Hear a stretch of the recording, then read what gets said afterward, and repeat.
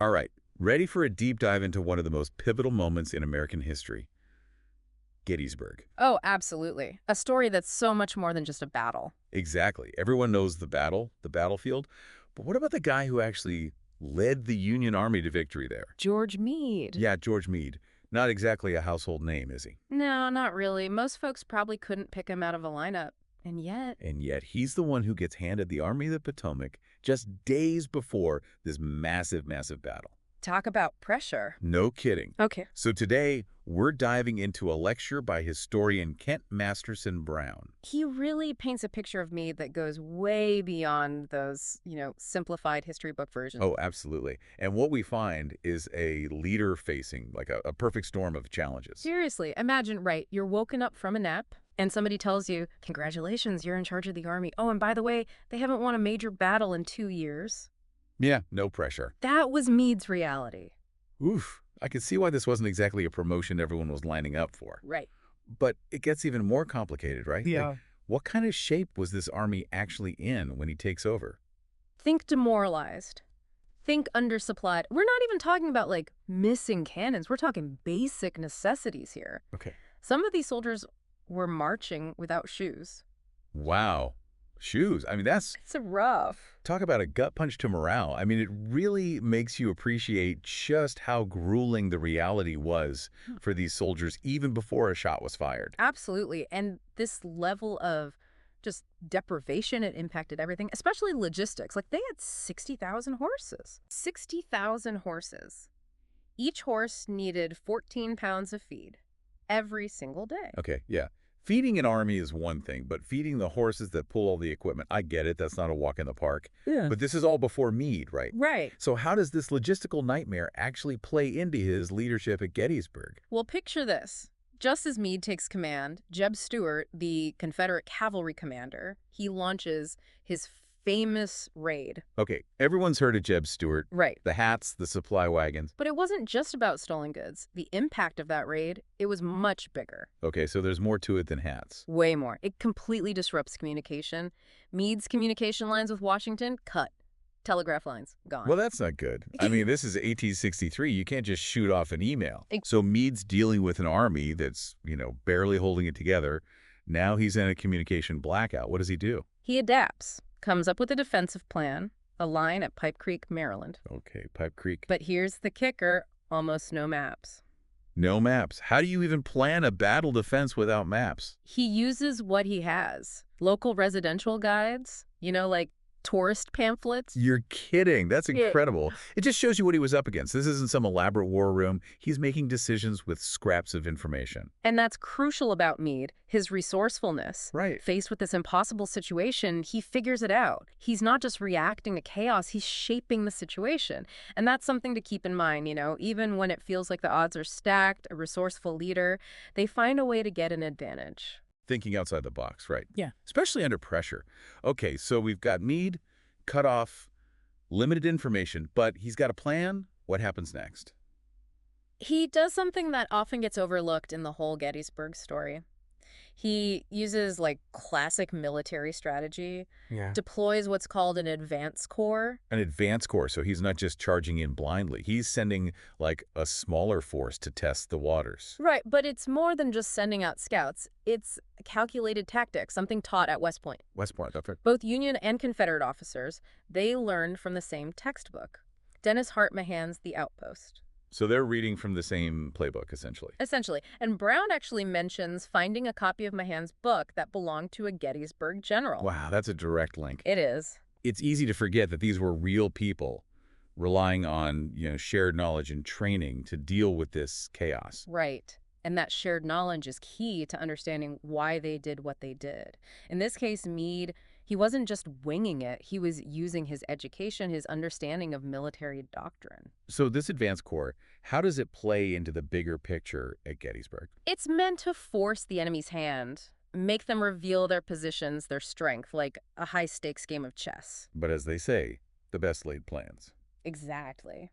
What should have been a reconnaissance mission explodes into, Gettysburg. And that's where things, even for a skilled tactician like Meade, I imagine things get really interesting. Oh, yeah. Gettysburg, it was a Union victory, Hmm. but it was a victory built on a whole lot of chaos and honestly near disaster. We left off with Meade, cut off, using tourist pamphlets as maps. Talk about making do. A true leadership test. And remember, those logistical problems, they're not going away. Right. 60,000 hungry horses, an army that needs everything. And it's in this context that Gettysburg, Day 1, unfolds. July 1st, 1863. July 1st, 1863, and it does not go well for the Union. You mentioned this victory. It came from near disaster. It did.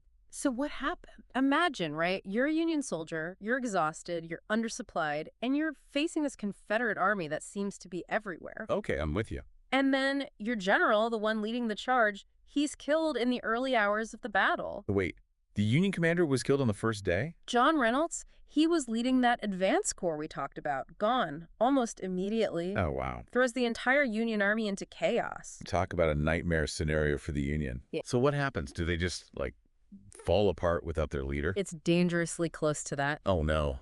Union troops, they're nearly routed running through the streets of Gettysburg. And where's Meade in all of this? He is racing towards Gettysburg, arrives in the dead of night, Oh, wait. having never actually seen the terrain before. Wow.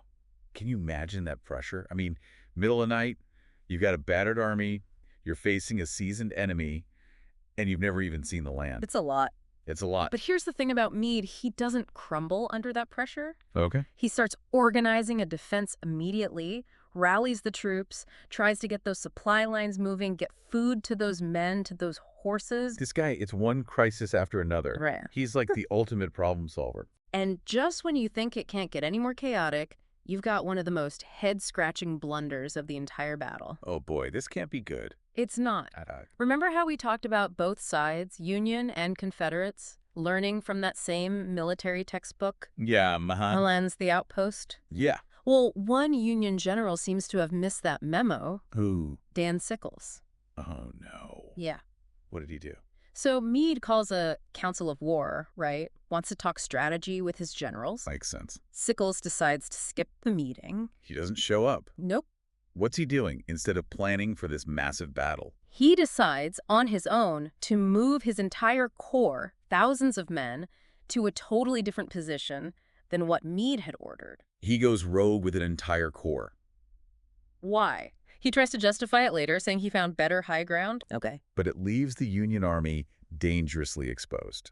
Okay. I'd be furious if I were Meade. You would be. So what does he do? This is where you really see Meade's character, I think. Okay. He swallows his frustration, his anger, Really? and he supports Sickles' decision. Even though it was a mistake, he backs him up. He does, because for Meade, the lives of his men, they were more important than being right.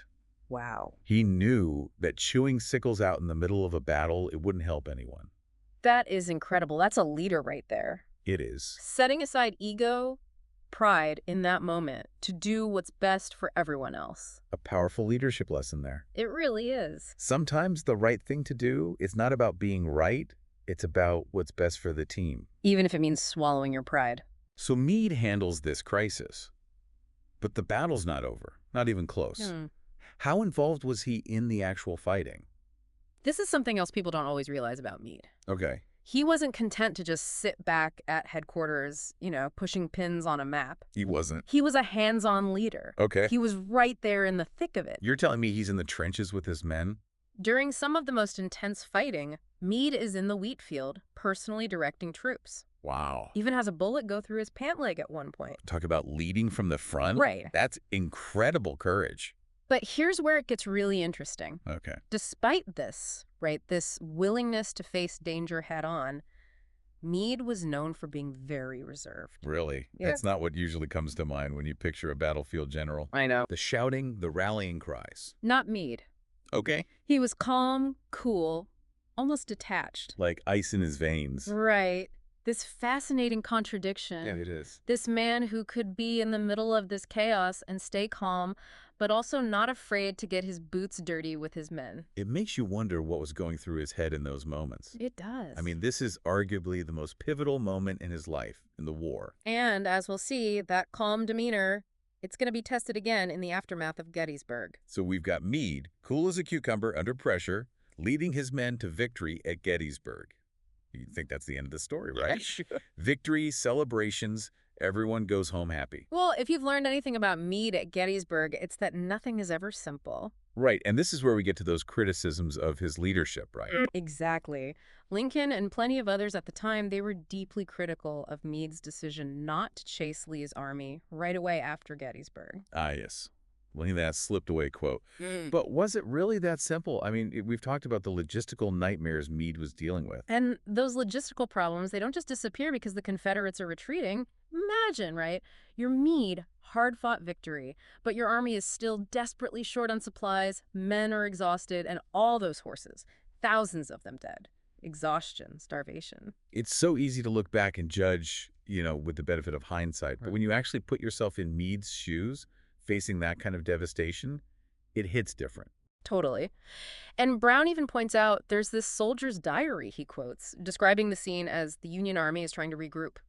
Horses just dropping dead in their tracks from exhaustion. Can't even move.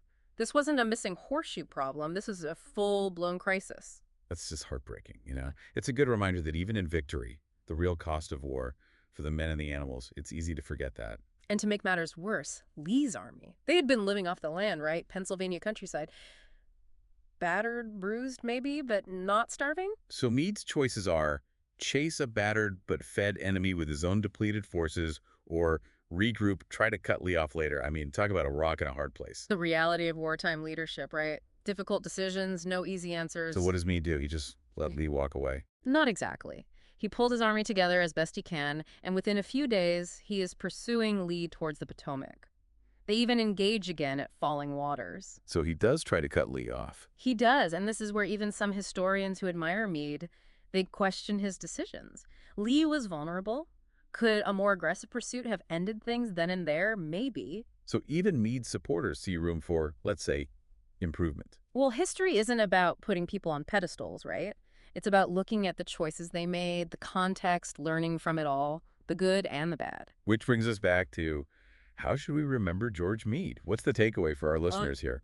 Brown, he ends his lecture with this quote from Henry Hunt. He was a Union general who served under Meade at Gettysburg.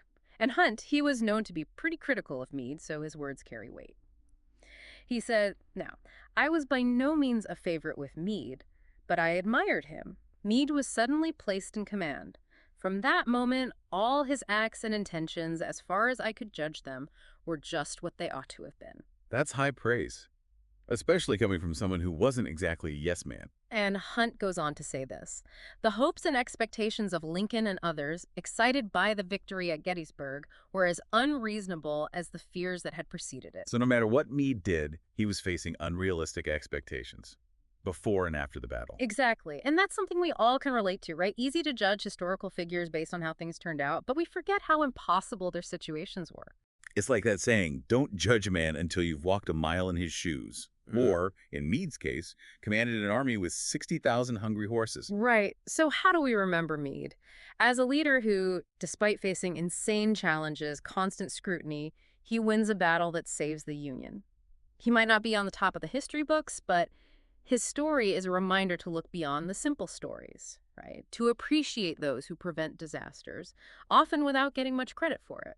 It really makes you think about leadership perspective, Mhm. how complex history really is. Yeah. George Meade, maybe history forgot him, but thanks to this deep dive, I think we have a much better understanding of what he accomplished. He was a man who, when faced with the impossible, just asked what needs to be done, and then he did it. Quietly, effectively. That's a legacy worth remembering. Absolutely. And there you have it. The story of George Meade, a man who, against all odds, amidst constant criticism, achieved a victory that changed the course of American history. A victory that reminds us that true leadership often shines brightest when things are darkest. Sometimes the quietest heroes leave the loudest echoes. Well said. Until next time, keep exploring, keep asking those questions, and never be afraid to dig a little deeper into the stories history leaves untold.